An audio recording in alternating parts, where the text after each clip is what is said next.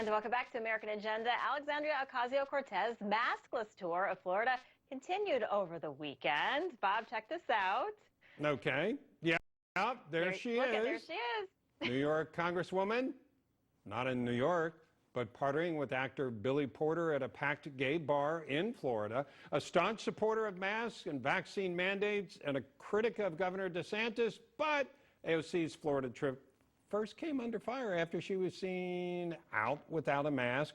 Now, I'm not going to get into the whole sandal controversy over her boyfriend. I don't know what's going on with that. There was something going on there, too. I try.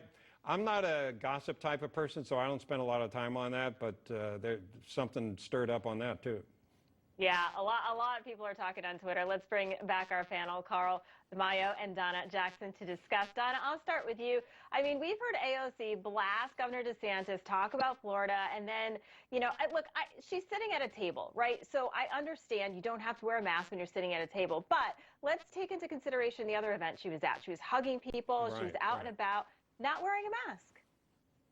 It's not even just that. Remember, she was at the Met with her dress on, with no mask, partying like a rock star.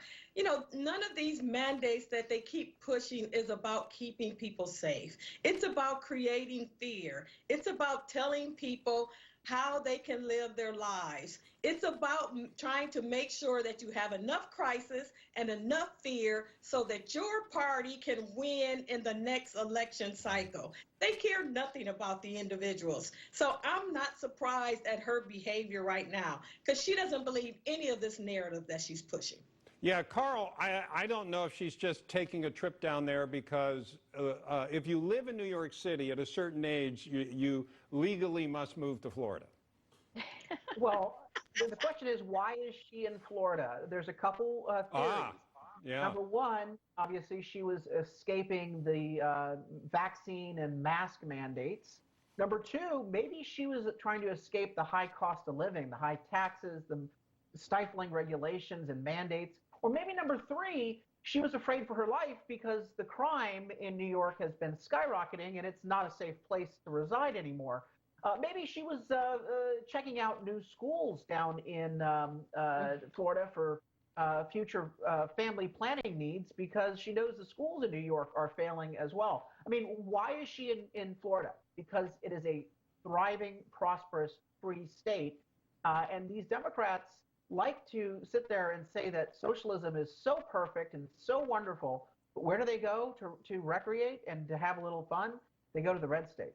Yeah, and it is interesting, Ali. I mean, what Carl's saying is absolutely right. He listed the reasons people are moving there, and I'll underscore that. No state income tax is a big one where people are going down there. But she just seems to be kind of hypocritical in criticizing all these policies in Florida and then taking advantage of those same policies. Yeah. Well, that's the thing. You know, she's attacking the governor. She's attacking all the Republicans and everything that's happening in Florida and Texas and other states. And there she is taking advantage of living or being in that state. I think, is Nancy Pelosi getting a house in Florida as well? No, she's in California. I don't think you have to. She's got enough money that she can buy $10 ice cream and she can afford to pay the taxes. But Donna, let me ask you this, and Carl, before we go, what's she going to run for next? I think she's going to run for Senate.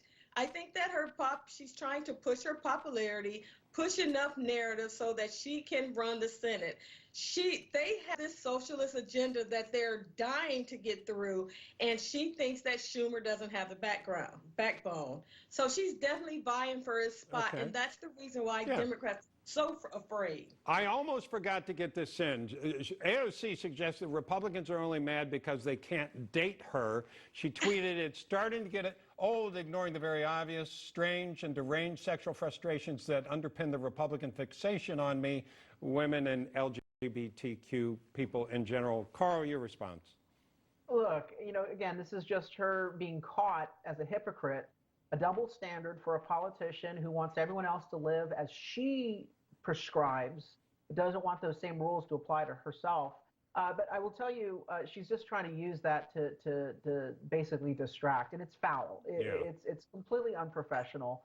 It's not a thought that I or anyone else really want to entertain, but she took us there because she is trying to distract from the double standard. She distracts, she gets attention. That's why I think she is going to run for something else. I think you're right about that, Donna. I think she's going to run for president. Yeah, No, I think it's just a matter of when. She's going to run for president. I don't think she's old enough yet, right?